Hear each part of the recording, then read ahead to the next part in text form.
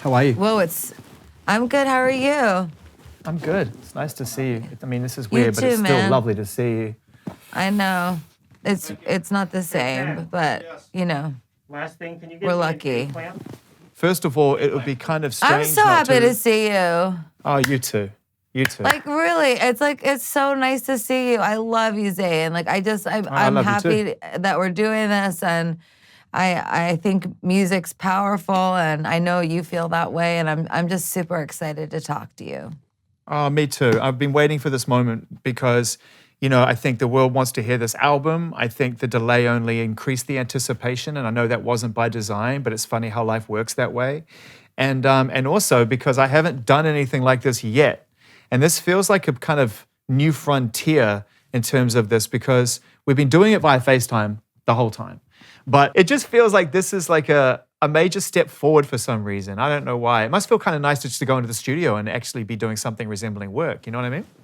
It's a super interesting time. It's been a very difficult time for a lot of people, and we stopped the drop of the record and everything that we were doing because I really wanted to be more specific at one point. I wanted to do something to help the world that was very focused, and working with the World Health Organization and Global Citizen was a way for me to talk about kindness and the things that I believe in a very focused way, as opposed to a more abstract way, which for me is what Chromatica is. It's this beautiful abstraction of my perception of the world. And I just wanted to wait for a second and do something specific. And then when it felt appropriate, I was like, okay, we can get abstract. Well, it's funny as well because it feels weird to be promoting anything, and it just feels like it should be a selfless time and we should all be outward looking, not inward looking, and find a way to kind of be more connected to people as a whole. And I feel that is very much the statement you made too. I do think it's important to look inside at all times as well. Self-care and taking care of your, mental health, I think helps you to take care of other people. For sure. And actually, I'm not really promoting. I view this conversation as something that I would want to do anyway. I mean, you know how I feel about your perception of music and how it affects people in the world. What I think is most effective right now, for what it's worth, is simple messaging that is either kind in nature or thought-provoking in nature, that speaks to where we are as a society and as a culture, where, I really believe that we're operating within a very rudimentary system. And in the Stupid Love video, red and blue are fighting. Could decidedly, if you wish it to be, a political commentary, and it's very divisive. The way that I see the world is that we are divided, and that it creates for a very tense environment that is very extremist, and it's part of my vision of Chromatica, which is to say that this is not dystopian and it's not utopian. This is just how I make sense of things, is Chromatica, and I wish for that to be a message that I can translate to other people. It is a world, though. I mean, like you say, it kind of straddles both sides, and it stands in the middle, and it's observant. Chromatica is an observation. Yep. But I feel like with the video, and when you're drawn into the world, your world, but it's also it's like a sharing experience as well as a caring experience for you. It's both. And I wonder, what you're hoping we get out of that, because we're going to talk about what you've gotten out of it. But what do you want people to get out of listening to this album right now? I wish to go on a journey that I've been on with the world before, which is when I know that I've opened my own creative portal to the other realm and made music out of my own personal experiences that is also related to how much I love people and love the world and what I want them to feel and experience. I was just talking to my friends, and I was saying, I can't wait to dance with people to this music. I can't wait to just go into any space with a whole bunch of people and blast this as loud as possible to show them how much I love them. And until then, I hope that they listen to this record and go on not only my personal journey with me and dance through all the pain, but also go through their own journey and dance through all their pain. And maybe there will be some arc within that sign that aligns us both. And so from afar, how can we connect? You've danced before, and in fact, you made the world dance when you first came out and started to release music officially. And we've talked about this and how important, putting Four on the Floor back on radio and how it felt like people used to come to your early tours and dance, and it was a release. And I felt like until Chromatica and since ARTPOP, you haven't been dancing. I'm sure you have, but it hasn't felt like you have with us. And I wonder why that was. I don't know that I was dancing in my brain, in my heart, in my spirit. I think I felt very turned around in life. And I'm always remiss to talk about like my personal experience with fame or my personal experience with being an artist that's by proxy because of pop culture also a celebrity, right? But the truth is, I think that I was trying to make sense of my humanity within a system that is the music industry that decidedly is also objectifying. I mean, that objectification makes me feel like a robot, and that you start to act like one. And once you start to act like that robot, you lose a sense of your humanity. And through writing this album, I would be so sad, and then I would hear myself sound happy in a song, and I'd go, wait a second, this is completely incongruent, and yet it came from me. So how did that just happen? Which is so funny because it's often the subconscious goes the other way in the artistic spirit. Often you're feeling happy on the outside, surface distractions, all the things you've built for yourself, this world you created that tells you you're happy and safe and successful. And the music that's coming out is subconsciously sad and depressed. It's very rare that I've spoken to an artist at your level that was having a subconscious joyful experience, or striving at least to find joy subconsciously and not forcing it. You're dead on. I was subconsciously experiencing joy. And what I've learned about the brain is that while that's happening, if you have extensive trauma or any mental issues like the ones that I have, your unconscious, as you are becoming joyful, goes, no, stop what you're doing, come back to me, I am your sadness. If you become happy, you are unsafe.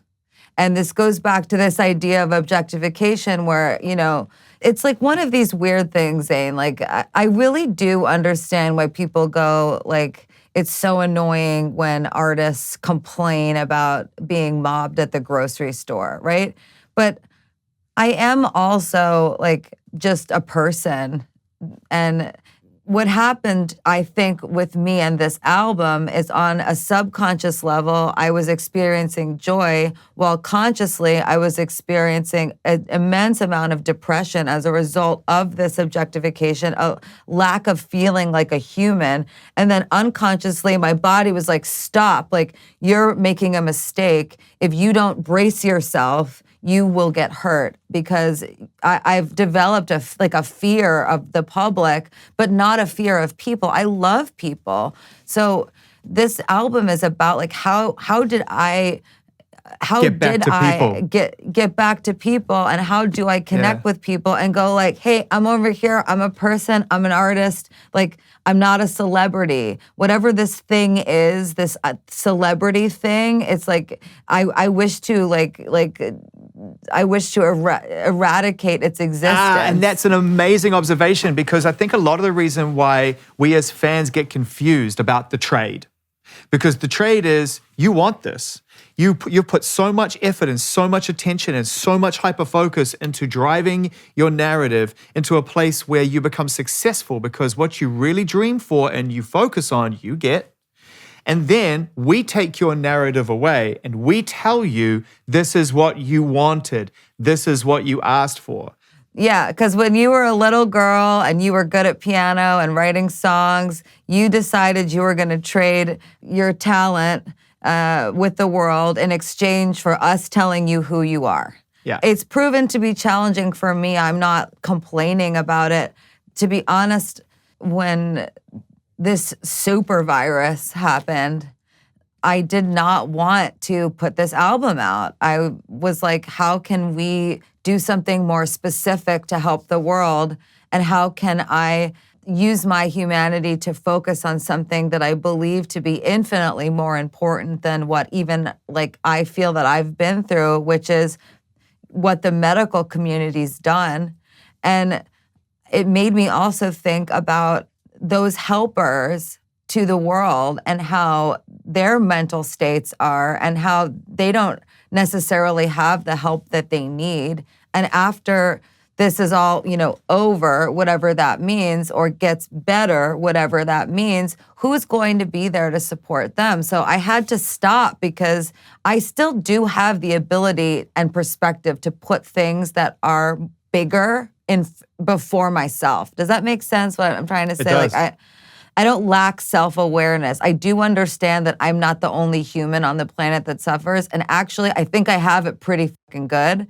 And I'm very grateful for what I have. But I'm also honest in being able to say, I wrote a song on Chromatica called 911, and it's about an antipsychotic that I take.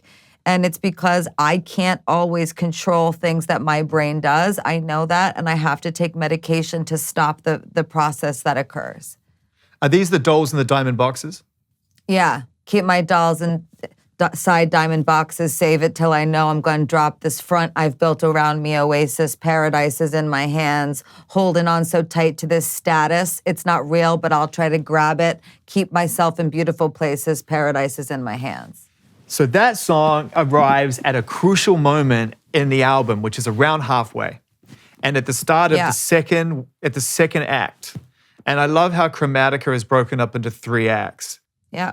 The first act starts with one of the most beautiful string arrangements that I've heard in a very, very long time. I mean, thank you. I'm getting goosebumps just describing it. That makes me so happy. Me and Morgan made that. It's so incredible, and the transition into Alice is so perfect. What does that string arrangement at the start, Chromatica 1, what does that symbolize for you?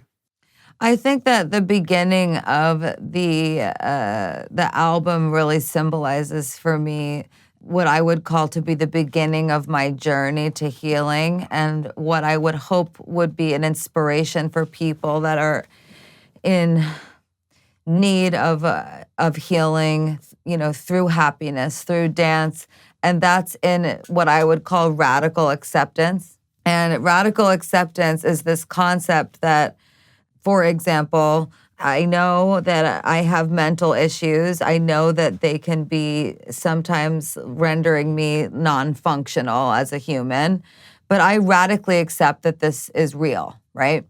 And so it goes right into this sort of like this grave string arrangement that Morgan and I made together, where you feel this sort of pending doom that is what happens if I face all the things that scare me. And I say then for Alice, I say my name isn't Alice, but I'll keep looking for Wonderland, meaning I'm not giving up. I'm not throwing in the towel. It's very early on in all of this, I had some dark conversations with Blood Pop about how I felt about life. And the first lyric on the album official is, "Could you pull me out of this alive?" Yeah, I mean, I meant it, and I still mean it. I know there are times when physically we reflect what's going on mentally and emotionally, and it becomes a physical reaction. It's called a panic attack. But it all starts with this unless, of course, you're under physical threat. For the most part, when we suffer from mental health issues, which I do as well, it starts from something internal. And is that ultimately what you're looking to be pulled out of? I mean, it's an eeny, meeny, miny, mo, but for me, it was like, pull me out of my mind, pull me out of my state. Yeah, I say, could you pull me out of this alive? Meaning anyone, right? Exactly. Or me, can I, right? Where's my body? I'm stuck in my mind. When I get stuck in that, like, that trauma response feedback in my brain. I have no concept of my body at all. I'm completely in my head. And then I say, I'm tired of screaming at the top of my lungs, things I used to do upstairs before I'd come down into the studio with Blood Pop. I'm in the hole, I'm falling down, so down. My name isn't Alice, but I'll keep looking for Wonderland. So it's kind of this, it's this weird experience where I'm going, I'm not sure I'm gonna make it, but I'm gonna try. And that's where the album really begins. And we put it together in this way, but that string arrangement, Chromatica 1, Act 1, it's essentially setting the stage for like a more cinematic experience with this world that is how I make sense of things. How do I make sense of myself when I feel this way? I make sense of it by going, this is a mental issue. I radically accept that I have it. And although I feel completely disconnected and offline, I am still going to pursue Wonderland. I'm still going to look for something that I do not have right now. And maybe it is through just simply trying. I think that being brave is hard, but it's synonymous in many ways with trying. I totally agree. This album has so much yearning in it. And that's what I love about it, is that we're all on this path in our own way. And, you know, I think back timeline-wise to ARTPOP. That was a big, bold, massive artistic pop statement that at the time felt like it kind of divided. It divided, and fans loved it, and critics were confused by it, and it felt like such a huge step towards the club, almost a giant leap, right? That people were just like, whoa, crazy. It was too soon. It was too soon. And that's what I was going to say. In a weird way, this feels kind of like it's related, and you had another crack at it. Like, I can actually nail what I set out to do last time. Is that fair? I think culture was just like more ready now than they were then. ARTPOP was very rebellious. I would not adhere to one look. I would adhere to every look. I said my ARTPOP could mean anything. And when I, as an artist, raise my hand and go, I will not subscribe to any archetypical behavior just because it makes the world comfortable, they go, you, I'm not comfortable. and to be honest, I went through a phase which I stand by. I stand by everything I've done. Like when I am an old lady and I'm on my deathbed, I'll know that my legacy is authentic because I've always made things that felt true to me. And perhaps in that moment, I knew in some type of way, subliminally, that we would be having this conversation years later, that it would all be okay because it was real, it happened, and it is relevant. And what I'm making now is it's a reminder of the freedom that I have as an artist, but also my absolute love for electronic music, my absolute love for the ability for a computer to make something that is soulful, so visceral and soulful. I mean, the bulk of this album was made inside a computer. I mean, I played with modular synth, I played with real synth. I gave Blood Pop, what I would play on the piano. We'd input it as MIDI, and then we would play with inversions and produce the record and make the song. And then, I mean, I gotta say, Zane, I've been in this business a long time. I've never seen so many producers be willing to pass around music and be like, what do you think, man? And have it be a conversation. And if we didn't use somebody's production, it was no big deal. It was like everybody was in service of the song, which made me feel so loved as the writer. Because when I write a song, I want it to sound the best that it could be. I also want it to interpret what I'm saying the best that it can interpret it. And it was like this beautiful way of my friends saying, I see you, and me having this talk with them about how to get me out of this alive. And Blood Pop every day, I quit smoking. Yeah, you told me that last time, like it was a big deal. I did. That would suggest you started again, and now it's I quit again statement. No, I didn't start again. Whole time? Whole time. I mean, not even one, man. Because quitting is so hard. It's hard, man. It's hard, man. I smoked for a long time, and it's tough. It's hard, but you know what? I would sit on my porch and chain smoke all day, and blood would be like, let's go downstairs and you need to get off your porch. And I was like, you don't understand how I feel, what I've been through. And I was in this this endless state of I'm being attacked. And I smoked the whole way through making this record. And when we were done, I stopped. It was like the most bizarre, beautiful thing that could have happened, that this music actually healed me. And the last act, of the album is a song called Sign from Above, as you know, that I did with Elton, and a song called Babylon.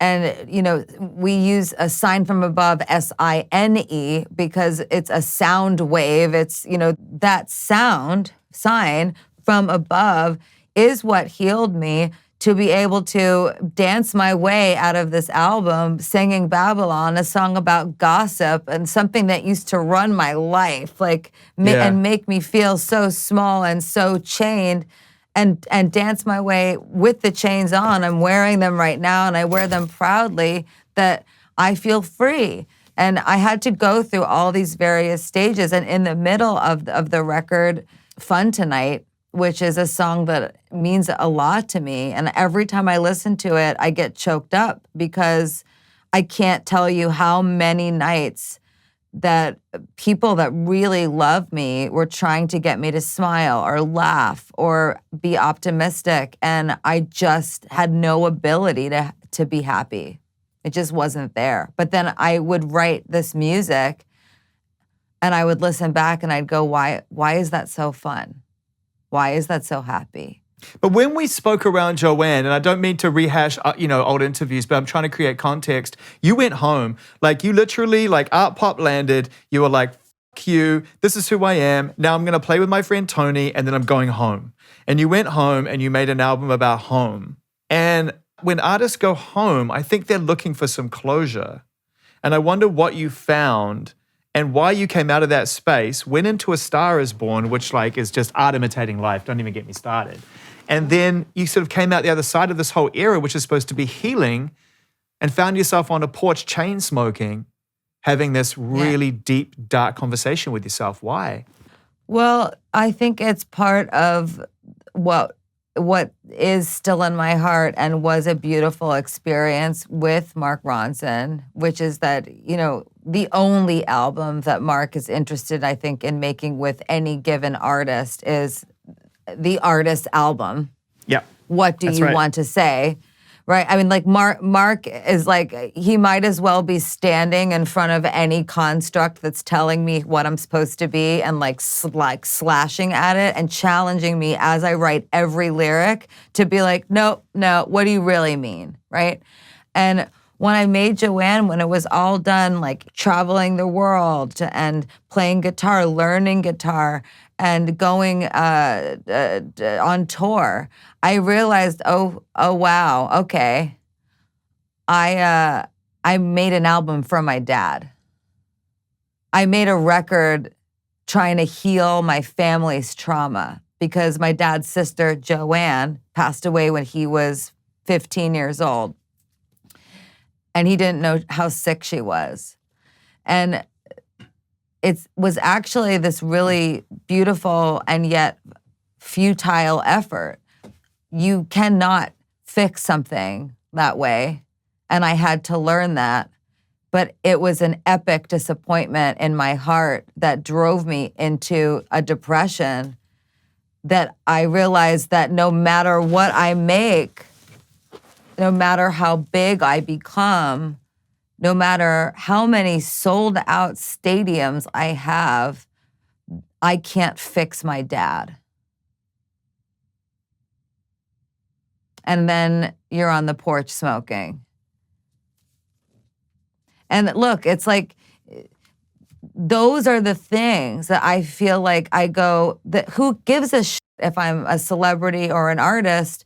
How many people on the planet are trying to fix somebody they love? How many people on the planet are trying to understand how they can heal someone that is broken? How many people on the planet are enmeshed with people that they love because they are pining for a greatness that will never be fulfilled? Like I had to detach from something that from childhood was built into me. I mentioned epigenetics to you when I was in our last call. It's like the way in which my body expresses itself, like on a level with proteins, essentially, is that there is potentially, like I don't want to be like a fucking pseudoscientist, but potentially the way that I behave and act has something to do with what my dad went through.